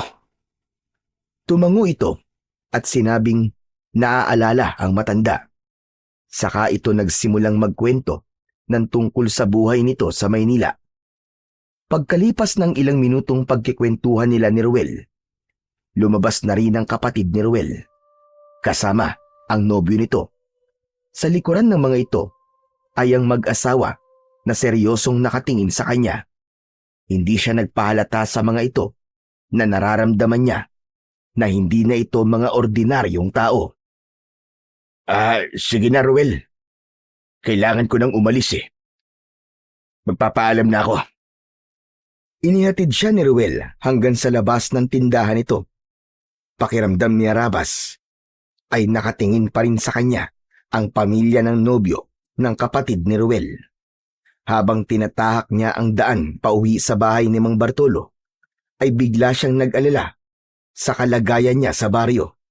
Hindi niya alam kung paano pa siyang makakatakas sa baryong napasukan. Ilang minuto lang ang lumipas ay narating na niya ang bahay ni Mang Bartolo. Diretso siyang pumasok sa loob ng kanyang silid at inihanda ang mga gagamitin sa muli niyang paglabas ng bahay para maghanap ng bago niyang malilipatan na bahay. Dinala niya ang dati niyang mga kagamitan sa pagtugis ng mga aswang at hindi na nagpaalam sa mag-asawa. Diretso siyang naglakad papunta sa kabilang direksyon ng daan. Ngunit kanina pa siyang naglalakad ay wala siyang makitang bahay na pwede niyang pagtanungan. Maya-maya pa ay biglang merong humawak sa kanyang balikat. Hindi siya nagdalawang isip. Iniangat niya ang baston at hinarap ang may-ari ng kamay. Inatake niya kagad ng hampas ng baston ang lalaking biglang lumitaw sa kanyang likuran. Kagaya ng sinabi sa kanya ni Lolo Estoy, hindi siya maaaring magtiwala sa mga taong nakapalibot sa kanya. Subalit mahusay ang kanyang kalaban na nakasuot ng salakot. Nakatungo ito, kaya hindi niya makita ang muka ng kalaban. Pero tinamaan siya ng suntok nito. Isang malakas na suntok sa kanyang tiyan ang tumama mula sa kamao ng kanyang kalaban. Gumanti siya rito ng palo ng baston. Tinamaan ito sa balikat at napaluhod sa lupa. Saka siya tumambling papunta sa likod nito at sinipa ang likod ng lalaki. Napasubsob sa lupa ang kalaban at napaigik sa sobrang sakit. Aray! Aray ko! Diyos ko po, nabali yata ang tadyak ko. Ang lakas naman ng pagkakasipa mo, Harabas. Nabali yata ang tadyak ko Aray ko! Gulat na gulat si Arabas nang makilala ang boses ni Mang Estoy. Pangiwi-ngiwi ang mukha nito na nakahawak sa tadyang. Mabilis naman niyang inilalayan ang matanda sa pagtayo. Diyos ko naman, Lolo Estoy. Bakit naman po kayo nagpapanggap na kalaban? Sinubukan lang naman kita. Kung kaya mong gamitin ang baston, hindi ko naman alam na mahusay ka palang makipaglaban. Aray ko! Ang tadyang ko! Ang sakit! Napuruhan mo yata! Huwag niyo na pong uulitin yung Lolo Estoy, Paano po kung natuluyan kita? Pambihira naman, oo. Paano na lang kung napalakas ang ganti ko? Jesus Mariosep, hindi pa ba napalakas ang ganti mo, Harabas? Nabalian na yata ako ng tadyang. Ano bang ginagawa mo rito?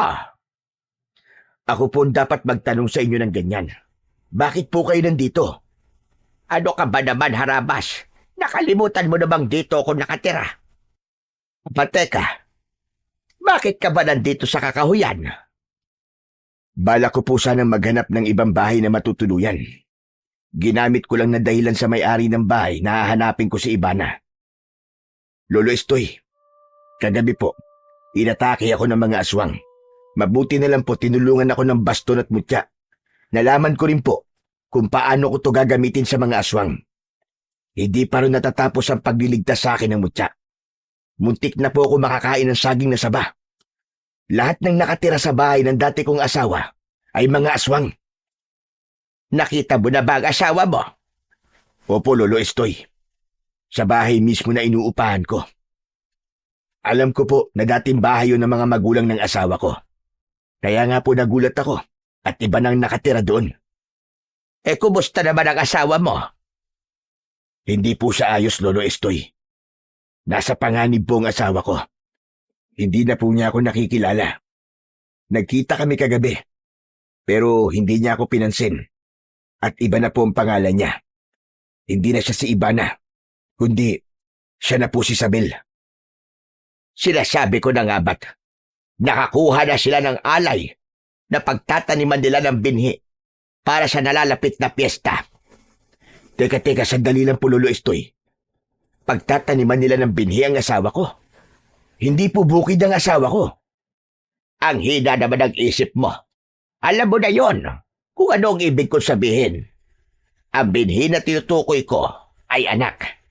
Isang alay ang asawa mo para gawing palahian ng mga aswang na malik. Sa pamamagitan ni Ivana, magpaparami sila ng lahi. Bukod pa sa paggawa ng aswang ng kanilang pinuno.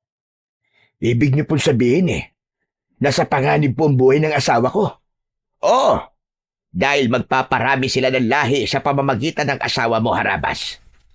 Magsasagawa sila ng ritual na gaganapin sa araw mismo ng piyesta ng kulay pulang bilog na buwan. Ang pinuno ng mga aswang na tumangay sa asawa mo ang gumagawa ng mga aswang na malik dahil naniniwala sila na ang paglakas ng kanilang kapangyarihan ay sa pamamagitan ng kanilang magiging anak na gagawin sa pagbilog ng kulay pulang buwan o pista ng mga aswang. Ano pong klaseng nilalang ang mga aswang na malik? Sila ang mga aswang nakahawig ng kahoy. Kasing kapal ng balat ng kalabaw ang kanilang balat. Mga alagad sila ng pinuno ng aswang na siyang lumikha sa kanila para maging isang ganap na halimaw.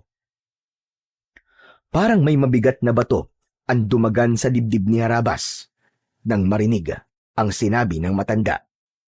Bigla siyang kinilabutan at nag-alala na baka tuluyan ng mapahamak ang kanyang asawa. Bakit pa niya hihintayin ng pista kung pwede naman niyang itakas na si Ivana? Alam ko ang tumatakbo sa isip mo, Harabas. Balak mong itakas ang asawa mo. Hindi yon magiging ganong kadali. Hindi na siya ang asawa mo. Isa na siyang aswang na malik dahil nasa ilalim na siya ng itim na kapangyarihan ng hipnotismo at gayuma. Sa madaling salita, hindi mo siya maaaring ilayo sa pinuno ng mga aswang hanggat hindi nagpapakita ang pulang buwan. Yun ang palatandaan ng kanilang pag-iisang dibdib at pagsasanib ng kanilang katawan. Asawa ko siya, Lolo Estoy. Hindi siya magiging asawa ni Tongtong Sahur. At hindi po ako makakapayag na gawin nila kay Ivana ang kahalayan na yun.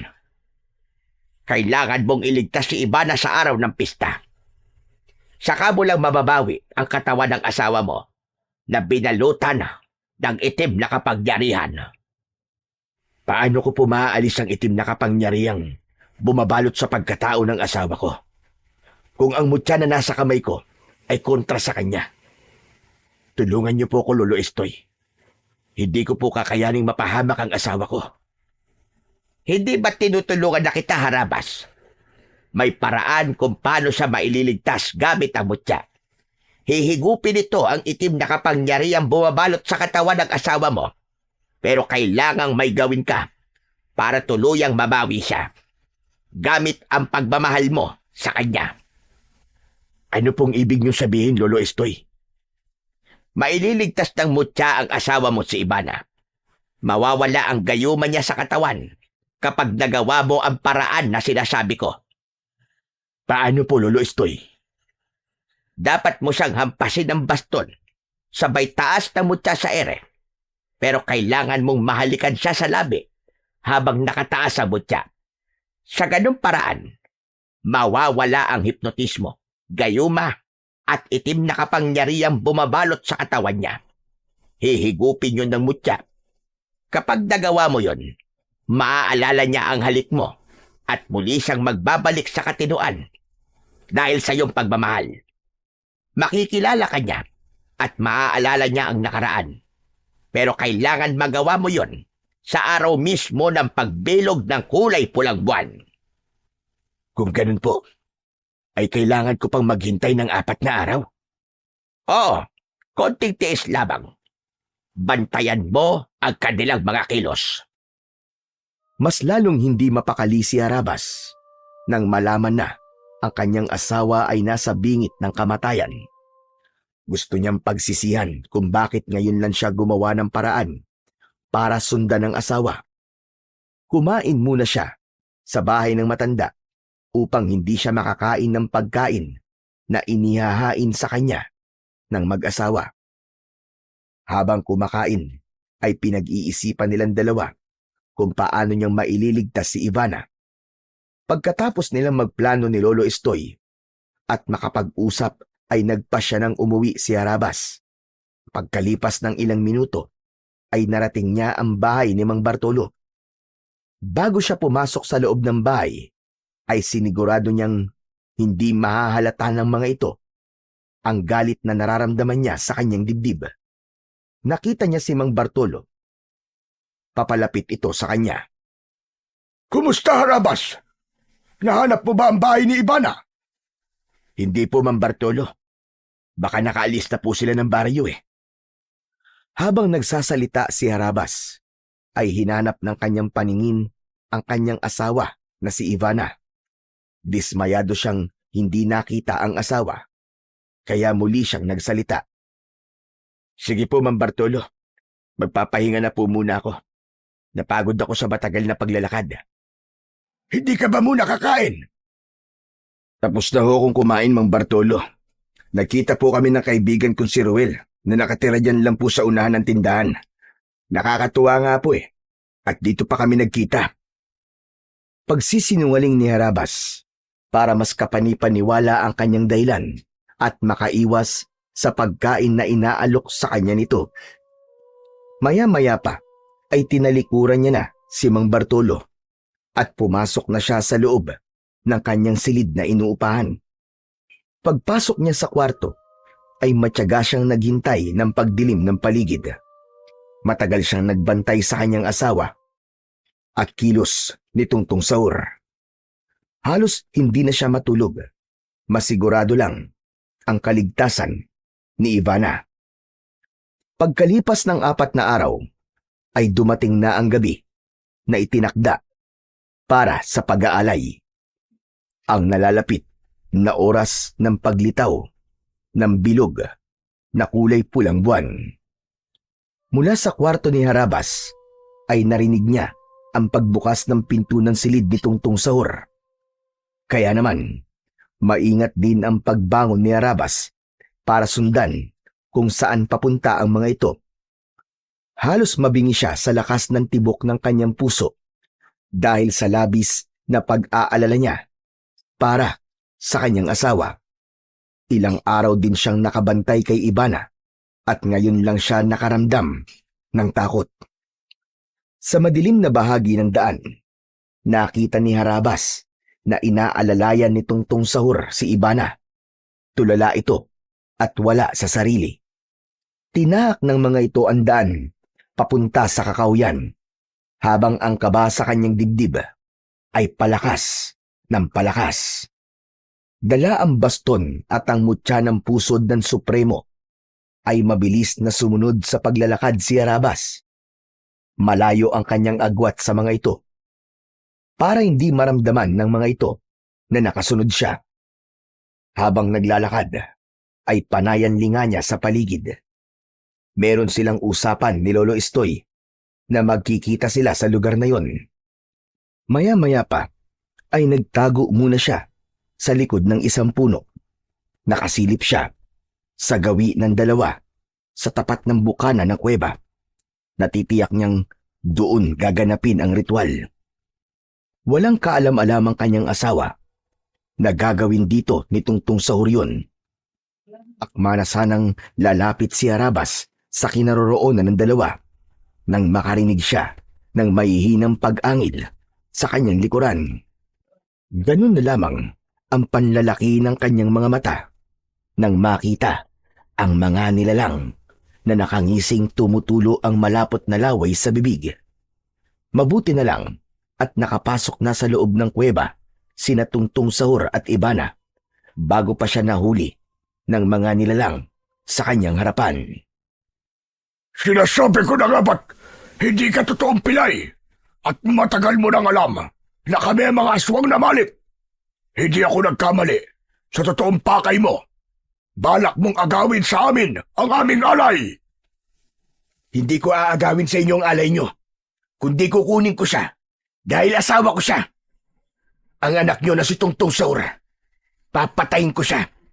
Huwag kayong magtago sa itsura nyo bilang aswang dahil kilala kita. Ikaw si Mang Bartolo at siya naman si Aling Tanya. Hindi ko hahayaan na magtagumpay kayo sa binabalak nyo sa asawa ko. Hindi mo kami mapipigilan. Matagal naming hinintay ang ganitong pagkakataon, kaya hindi ka magtatagumpay na labanan kami. Dito pa lang ay sisiguraduhin namin na mapapatay ka na namin. Sige mga kasama, ano pang hinihintay nyo? Atakihin nyo ang mapangahas na lalaking ito! Unang sumugod ang nilalang na merong humahabang dila. Pumulupot yun sa braso ni Harabas para mapigilan ang paggamit niya sa baston. Ngunit sa paglapat ng dila nito sa kanyang sandata, ay lumitaw ang usok mula sa dila nito para itong napasok sa kanyang sandatang baston. Naputol bigla ang dila ng aswang kasabay ng pagpalo niya sa ulo nito gamit ang baston. Bumagsak ito sa lupa, sabay dukot niya ng mutya sa kanyang bulsa at itinaas yun sa ere. Lumiwanag ang bato at hinigop ang kapangyarihang itim mula sa katawan ng nasaktan na nilalang. Umatras si Mang Bartolo kasama ang mga alagad nito. Anong nangyayari? Paano napunta sa iyo ang kakaibang baston at mutya ng aming supremo? Hindi na mahalaga kung paano napunta sa akin to. Ang mahalaga kung paano ko uubusin ang mga lahi niyong mga hayop kayo. Ito na simula ng magiging katapusan niyong lahat. Uubusin ko kayo at wala akong ititira sa inyo. Nagkakamali ka dahil ang pinuno namin na si Tungtong Sahur ang itatapat namin sa mutya na hawak mo. Sa oras na may isagawa ang ritual sa asawa mo, hindi mo na siya matatalo at mawawala ng tuluyan sa iyo si Ibana. Hayop ka. Kung ganun pala, matagal mo nang alam na si Ibana ang nawawala kong asawa. Patutunayan ko sa iyo na hindi kayo magtatagumpay ng anak mong demonyo at lalaban ako hanggang sa huling hiling ako. Dala ng matinding galit na nararamdaman ni Harabas ay mabilis niyang inatake ng palo ng baston si Mang Bartolo. Ngunit humaba ang kamay nito at nasakal siya sa leeg. Hindi siya nagpatinag. Kahit nararamdaman niya ang sakit, ay pinilit niyang makawala sa kamay ng kalaban. Naramdaman din niya ang pagbaon ng kuko nito sa kanyang balat. Kaya buong lakas niyang hinampas ng hawak niyang baston ang kamay ni Mang Bartolo. Napasigaw ito sa labis na sakit at nabitiwan ang kanyang leeg. Napaatras ito ng hakbang, papalayo sa kanyang kinatatayuan. Habang hawak ang kamay na tinamaan ng baston. Pumalit naman si Aling Tanya na panayang angil habang inaatake siya nito ng kalmot. Muntik siyang tamaan sa muka ng matutulis nitong mga kuko, ngunit naiwasan niya ang bawat pag-atake nito. Gumanti si Harabas ng palo ng baston. Tinamaan si Aling Tanya sa katawan at ulo. Bumagsak ito sa lupa at itinaas ni Harabas ang mutya sa ere. Sabay na lumitaw ang kulay itim na usok sa katawan ng mga ito. Kahit na anong pagpupumiglas ang gawin ng mag-asawa, ay hindi nakayanan ng mga ito ang init na taglay ng mutyang hawak niya. Nasunog ang katawan ng mag-asawa at para hindi na makarating sa mga nilalang na nasa loob ng kuweba, inatake niya rin ang natitirang kasama ng mga ito. Lahat ng tamaan ng kanyang baston ay bumabagsak sa lupa habang nagkikikisay ang katawan na bumubula pa ang bibig na parabang nalalason. Bago niya itinaas ang mutya sa ere, magkasabay na hinigop nito ang kapangyarihan ng mga aswang na tinamaan ng kanyang baston. Para siyang nag-iipon ng lakas ng kanyang kapangyarihan sa pamamagitan ng itim na usok. Pagkatapos ng labanan, ay biglang dumating si Lolo Estoy. Mukhang napalaban na rin ang matanda sa mga aswang bago pa ito nakarating sa kanilang tagpuan. Nasa loob po ng kuweba ang asawa ko, Lolo Estoy. Kasama si Tungtong Sahur. Humanda ka, dahil ito na ang simula ng tunay na laban. Ano pong ibig niyo sabihin? Marahil sa mga oras na ito, ay gumagawa ng panibagong aswang ang pinuno nila, habang si Ibana ay nakahanda na para sa gagawin nilang ritual. Lakasan mo ang loob mo para sa gagawin nating pagsugod sa kuta nila. Magaan ang hakbang ng mga paa na nilapitan nila ang pintuan ng kuweba. Malakas ang tibok ng puso ni Harabas habang habol ang sariling hininga. Ilang saglit pa ay naririnig na nila ang nakakakilabot na tinig ni Tungtong Sahur habang nagsasagawa ito ng ritual. Hindi pa ito ganap na halimaw dahil normal na boses pa rin ang kanilang naririnig. Para silang nakikinig ng dasal ng matatandang nagpapasyon o pakantang pagdarasal na gamit ang kakaibang lengguwahe. Bigla ang pagtayo ng mga balahibo niya sa katawan. Pakiramdam ni Harabas ay hindi na siya humihinga ng mga sandaling yun. Maya-maya pa ay tumambad sa kanilang paningin ang maliwanag na ilaw mula sa sulo na nakadikit sa batong dingding ng kuweba. Lahat ay nakapikit para siyang pinagsakluban ng langit at lupa nang makita ang kanyang asawa na si Ibana na walang malay na nakahiga sa malapad na bato. Walang anumang suot na saplot sa katawan. Nakagapos ang mga kamay ng kulay itim na baging, habang ang paa ay tuwid na nakalapat sa higaan na bato. Nanginginig ang kanyang mga kamay dahil sa galit. Ni sa panaginip ay hindi niya inaakala na sasapitin yun ng kanyang asawa. Kasunod ng pagsasagawa ng ritual, ang paghahaplas ng malapot na likido sa katawan ni Ibana, si Tungtong Sahur ang nagsagawa ng pagpapahid ng langis. Nahalata ni Lolo Estoy ang galit na nararamdaman ni Harabas. Humidahon ka muna, Harabas. Hindi na sila aabot sa pagsasagawa ng ritual. Dahil sa oras na pumula na ang buwan, ay susugod na tayo sa kanila. Mukhang hindi ko na po matatagalan ng eksenang nakikita ko, Lolo Estoy. Ngayon pa lang, ay parang gusto ko na silang patayin lahat. Halos pabulong ang naging pag-uusap nilang dalawa ni Lolo Estoy. Pero hindi pa rin maitatago sa boses niya ang labis na sama ng loob. Hindi niya inaalis ang kanyang paningin kay Tungtong Sahur na walang tigil sa paghaplas ng langis sa katawan ng kanyang asawa. Para siyang unti-unting sinasaksak ng kutsilyo sa kanyang dibdib. Pakiramdam niya ay para siyang nauupos na kandila habang nakikitang walang malay ang asawang si Ivana. Mahal na Panginoon ng dilim, dinggin mo ang aking panalangin. Nasa harapan mo ang aking alay. Isang pagpapakita ng katapatan sa iyo.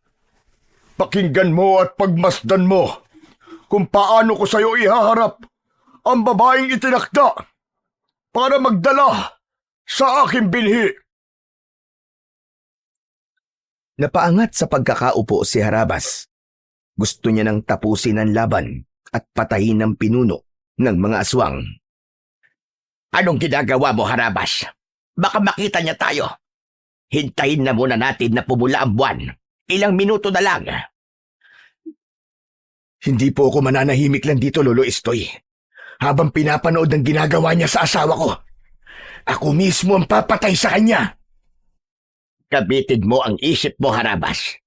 Masisira ang mga plano natin kapag nagising si Ibana na hindi pa pumupula ang buwan at hindi natatapos ang ritual ng pag-aalay. Hinding-hindi mo na siya mababawi kahit kailan. habang buhay na siyang magiging aswang at magdadala ng anak ng halimaw sa kanyang sinapupunan. Kaya makinig ka sa akin. Pero, Lolo Estoy, baka saktan nila ang asawa ko. Magtiwala ka sa akin. Nangyari na rin ito sa anak ko noon. Kaya alam ko ang ginagawa ko. Hindi na nagpumilit pa si Harabas. Nakuyom na lamang niya ang kanyang kamao habang nakatingin sa ginagawa ng pinuno ng mga aswang na si Tungtong Sahur. Maya-maya pa ay unti-unti nang nagbago ang anyo ng pinuno ng mga aswang na si Tungtong Sahur. Mula sa pagiging tao ay nagbago na ang itsura ng balat nito. Naging balat ng kahoy, magaspang, ngunit matingkad dahil sa langis na inihaplas nito sa kanyang katawan. Humaba ang tenga nito na lampas sa makintab nitong ulo. Mapupula ang mga mata na tila ba nagbabagang apoy. Ang mga kuko sa daliri ay humaba na kasing talas ng kutsilyo.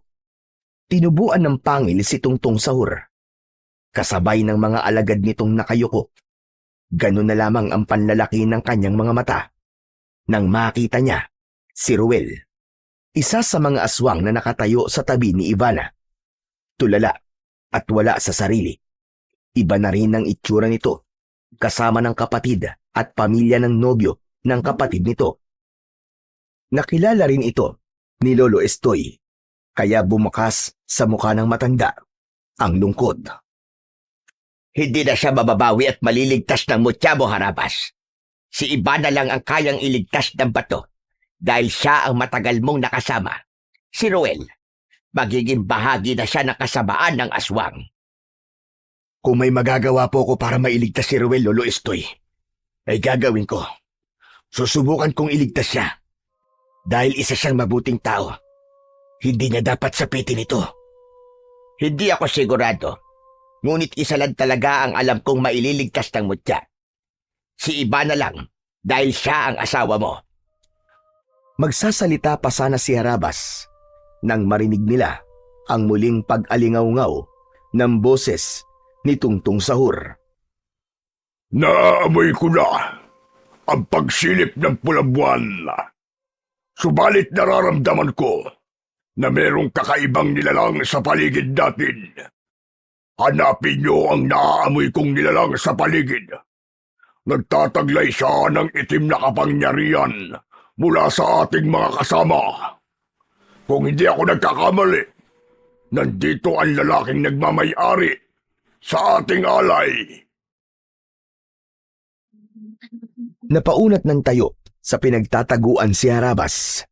Sakto yun ng pagsanib ng pulang buwan sa paglitaw ng liwanag nito sa kalangitan. Sabay-sabay na umalulong na parang aso ang mga aswang na malik at kagad silang nakita ng mga halimaw sa loob ng kuweba. Ngayon, ipakita mo na ang galit mo kanina, Harabas! Sige na! Hulihin sila at wag na wag niyong patatakasin! Kasabay ng pagsigaw ng pinuno ng mga aswang, ang pagsugod naman ni Harabas sa mga alagad nito gamit ang kanyang baston. Wala siyang pinalampas. Lahat ay binayo niya ng palo gamit ang baston. Sa lakas ng epekto ng kanyang sandata sa mga ito, ay bumagsak ang mga ito sa sahig ng kuweba. Hindi na niya inuulit ang pagpalo sa katawan ng mga ito dahil bumubula na ang mga bibig ng mga aswang na tinatamaan ng kanyang baston habang nagkikikisay ang katawan. Si Lolo Estoy naman ay kinalaban din ang mga aswang na malik. Sumasalubong ang matanda sa mga kalaban. Magaling din itong makipaglaban. Bawat tamaan ng sandata nitong tungkod ay bumabagsak din sa sahig ng kuweba ang mga aswang. Napansin ni Harabas ang paglapit ni Tungtong Sahur sa walang malay niyang asawa. Akma na sanang gagawin nito ang ritual ng pagsasanib ng katawan. Mabilis siyang lumukso at tumama ang sipa niya sa muka ni Tungtong Sahur. Hindi ko hahayaan na lumapat pa ang mga kamay mo sa katawan ng asawa ko dahil papatayin na kita. Wala ka nang magagawa Sa akin na siya. Ako na ang asawa niya. Nagpanggap ka pang pilay. Akala mo ba, hindi ko naramdaman ang mutya sa bulsa mo? Kung mahusay ka magpanggap, mas magaling akong magkunwari. Tumigil kang hayop ka! Hindi ka nasisikatan ng araw! Hindi na napigilan ni Harabas ang kanyang sarili. Nilabanan niya ito gamit ang kanyang baston. Ngunit hindi ito tinatamaan ng bawat pag-atake niya. Para bang alam nito ang epekto ng kanyang sandata. Gumanti ito ng sipa sa kanya at tumama yun sa kanyang tagiliran. Pasadsad siyang bumagsak sa sahig ng kuweba. Mabilis siyang bumangon at lumapit sa kanyang asawa na wala pa ring malay. Kaya naman, sumugod siya ulit kay Tungtung Sahur. Sa muli niyang pag-atake ay naiwasan nito ang kanyang suntok. Umikot siya sa ere at magkakasunod na pagpalo sa katawan nito ang ginawa niya. Tinamaan niya ito sa leeg, ngunit hindi ito bumagsak. Sa halip ay nahawakan nito ang kanyang kamay.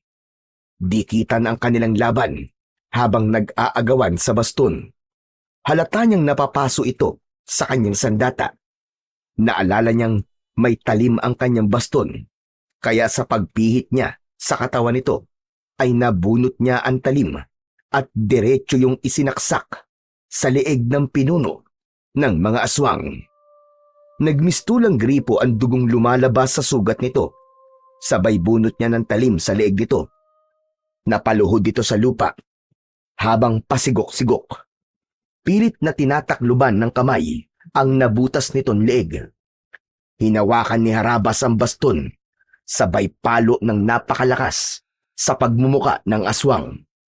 Nagkikikisay ang katawan ni Tungtung Sahur nang bumagsak ito sa sahig ng kuweba.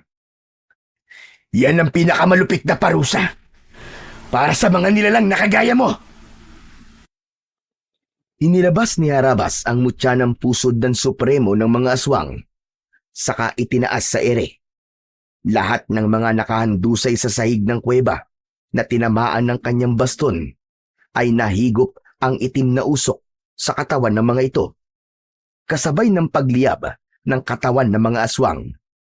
Akma na sanang haharap si Harabas sa gawin ng matanda, nang bigla niyang naramdaman sa kanyang leeg ang malakas na kamay ni Ivana. Nagkamalay na ito. Mapupula ang mga mata nito, habang si Lolo Estoy naman ay nagulat din sa ginawa ni Ivana. Pigil ng matanda ang nagwawalang aswang na si Ruel. Balak nilang iligtas pa rin si Ruel. Gawin mo na ang sinabi ko! Iligtas mo si Ivana, Harabas! Bilisan mo! Nakapikit na nagpumigla si Harabas mula sa pagkakasakal sa kanya ng kanyang asawang si Ivana. Ivana! Asawa ko! Ako to! Si Harabas! Mahal ko, gumising ka! Labanan mo ang itim na kapangyarihan na bumabalot sa katawan mo! Mas lalong bumaon ang mga kuko nito sa kanyang leeg, kaya wala na siyang ibang paraan kundi ang sakta ng asawa gamit ang baston. Pinalo niya ito sa braso, kaya't nabitiwan siya nito, kasabay ng pagtaas niya sa ere ng kanyang mutya. Isang mapusok na halik ang ginawa ni Harabas sa labi ng kanyang asawa. Ramdam na ramdam niya ang malakas na enerhiyang humigop sa itim na kapangyarihang bumabalot sa katawan ni Ivana. Kasunod ng isang mahigpit na yakap. Huminga ng malalim si Ivana hanggang sa nawalan ito ng lakas na napaupo sa kanyang harapan. Dali-daling hinubad ni Harabas ang suot niyang damit at isinuot yun sa hubad na katawan ng kanyang asawa. Nawala na ang bakas ng pagiging aswang nito at bumalik na ang dating kulay ng mga mata nito. Diyos ko! Salamat! Ligtas na ang asawa ko! Mahigpit at punong-puno ng pagmamahal na niyakap ni Harabas ang kanyang asawa. Tinawag nito ang pangalan niya. Nakilala siya nito at gumanti rin ng yakap sa kanya. Ipinaliwanag niya rito ang mga nangyari at napahagulgol ito ng iyak. Samantalang si Ruel, na patuloy sa pag-angil, ay nilapitan na rin ni Arabas. Patawarin mo ko, kaibigan. Ngunit kailangan kong gawin ito. Hindi ko alam kung magtatagumpay ako sa pagtanggal ng hawa ng aswang sayo. Kung ano man ang magiging resulta, patawarin mo ko, kaibigan. Pinalo ng 2 beses ni Arabas ang lalaki gamit ang baston. Kasunod ang pagtaas ng mutya sa ere. Ipinaliwanag ni Arabas kung paano naging mabuting tao si Ruel kay Lolo Estoy. Ipinaalala niya rito ang natatandaan niyang sinabi nito sa kanya. Ganon din ang pagpapalaki ng mga magulang nito kay Ruel. Tumulo ang luha sa mga mata ni Ruel. Sinabi mo sa akin, Ruel, na pinalaki kayong mabuting tao ng mga magulang mo. Kaya labanan mo ang kasamaang bumabalot sa katawan mo, Ruel. Labanan mo! Isang kulay itim na usok ang lumabas mula sa katawan nito.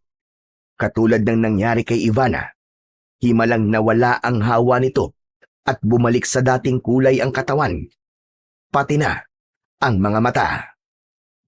Isang hindi maipaliwanag na himala ang nangyari kay Ruel. Tunay na ang pagiging mabuting tao ang malakas na sandata laban sa kasamaan. Nagawa mong iligtas si Ruel, Harabas. Maraming salamat. Napakahusay ng ginawa mo. Hindi maipaliwanag ni Arabas ang saya na kanyang nararamdaman ng mga sandaling yon. Habang yakap niya ang kanyang asawa na si Ivana, may dinukot si Lolo Estoy sa bulsa nito. Habang nakangiti. Harabas, kailangan mong malaman ang totoong nagligtas sa inyo. Maliban sa Diyos, ay ang pagmamahal ng inyong anak na si Val. Ano? Ano pong ibig niyo sabihin, Lolo Estoy? Paano niyo po nakilala ang anak ko? Itinaas ng matanda ang kulay dilaw na papel at ipinakita nito sa kanya ang sulat kamay ng kanyang anak na si Val. Nanindig ang kanyang balahibo sa katawan at nagtatakang napatingin sa muka ng matanda. Ako ang kasulatan ng anak niyong si Val. Ako ang kaibigan niyang taga-Aklan. Nakiusap siyang samahan ka at siguraduhing ligtas ka. Alam niya kung sino ako sa buhay niya. Ako lang naman ang lolo ni Ivana. Kaya ko nakilala ang anak mong si Val dahil sa sulat na nakarating sa akin. Kaya ang tunay na nagligtas sa inyo ay ang pagmamahal ng anak niyo na si Val. Mapalad kayo ni Ivana sa pagkakaroon ng anak na katulad ni Val. Maganda ang pagpapalaki niyo sa anak niyo. Naluluwang kinuha ni Harabas ang dilaw na papel sa kamay ni Lolo Estoy at kitang-kita niya na nanggaling ngayon sa sulat ng kanyang anak. Lolo ang tawag ni Val kay Lolo Estoy. Nandun din ang pakiusap na iligtas din ang ina nito. Kaya sa simula pa lang ay planado na ng matanda ang pagtulong sa kanya. Walang masabi si Arabas sa kanyang mga natuklasan, pati na sa katotohanan na totoong lolo ni Ivana, si Lolo Estoy. Nang gabing yun, ay kasama na nila ang matanda sa pagluwas nila papunta sa Padan Antique. Kasabay si Ruel na labis na nagluluksa sa nangyari sa kapatid. Kulang na lang ay paliparin ni Arabas ang sasakyan para lamang makita ang kanyang anak na si Val. Hindi siya makapaniwala na magagawa yon ng kanyang anak. Pagkalipas ng 1 oras na pagbabiyahe, ay narating na nila ang malawak na palayan. Walang mapagsidlan ng tuwa ang mag-asawa nang makita ang anak na tumatakbo papalapit sa kanila. Isang mahigpit na yakap ang pinakawalan ng mag-asawa para sa kanilang pinakamamahal na anak. Halos maluwa naman si Arabas sa husay ni Val para matulungan siya nito kahit hindi niya ito kasama. Tay! Tay! Nakabalik na po kayo ni nanay! Dahil yun sa'yo, anak. Maraming salamat sa tulong mo. Hindi ko po kasi kayang mawala kayo. Mahal na mahal ko po kayo ni nanay, tay. Sandali lang. Akala ko ba, Apo, walang iyakan? Aba, hihina ang paghanga ko niyan sa'yo, Apo. Lolo Estoy, nandito rin po pala kayo. Dito na po ba kayo titira, Lolo? Oo naman. Hindi ba't yun ang pangako ko sa'yo? Nagawa ko rin ang pakiusap mo. Natupad ko ang mga hiling mo. Nandito na kami. At buo na ulit ang pamilya mo. Nadagdagan pa. Nandito na rin ako. Mahigpit na niyakap ni Val si Lolo Estoy. Ganon din sina Ivana at Harabas. Sa gitna ng palayan na merong bungang kasing kulay ng ginto, lumakas ang ihip ng hangin na nagdulot ng ginhawa sa kanilang pakiramdam. Tunay na ang pagmamahal ng isang anak ay nasusukat sa kung ano ang kaya niyang gawin para sa kanyang mga magulang. Kung ano ang itinanim, ay siya mo ring aanihin. Ang pagiging mabuting tao sa iyong kapwa ay palaging may kapalit din na kabutihan.